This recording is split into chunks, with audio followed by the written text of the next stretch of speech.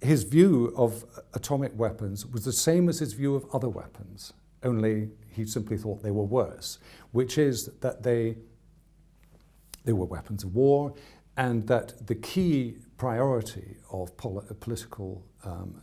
politics was to create, to get rid of war, and ultimately through the institution of world government. So when, after Hiroshima and Nagasaki, he's reported to have said simply, "Oh vey," which means alas, or what a horror, or whatever. But he did say the bomb didn't create a new problem, it just made the old problem worse, and it intensified his anxiety and desire to see world government instituted. And that became, it wasn't so much simply against nuclear weapons, it was pro-world government which would control nuclear weapons in the future. So that was his stance. So it's not simply that he was against nuclear weapons, it meant that he was for another political arrangement on the international scale.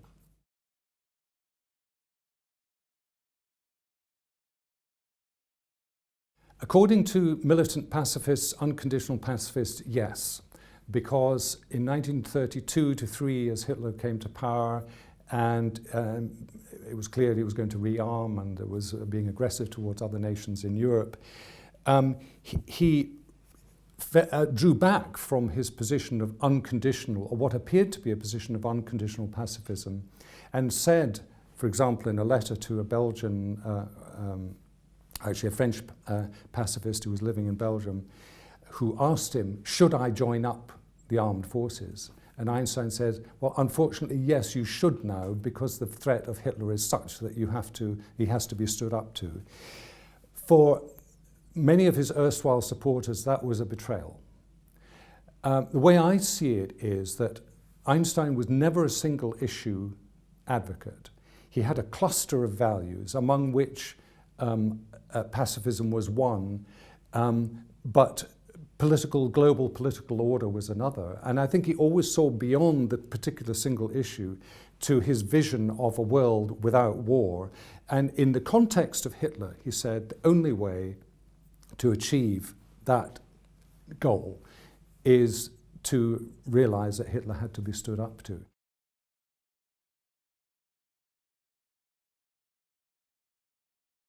The first thing is, of course, he was a scientist, and in fact his professional language was mathematics, not, as it were, language.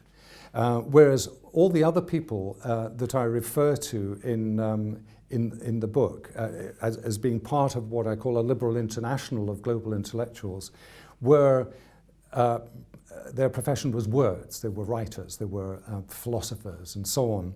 His liberal internationalism was the thing that linked him with the people that I've placed him alongside.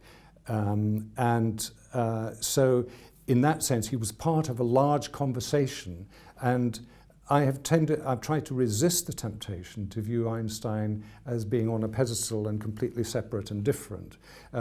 All the iconography of Einstein invites you to look at him as something completely separate, but I think it's more interesting to see him in his true historical context as part of a larger liberal internationalist conversation.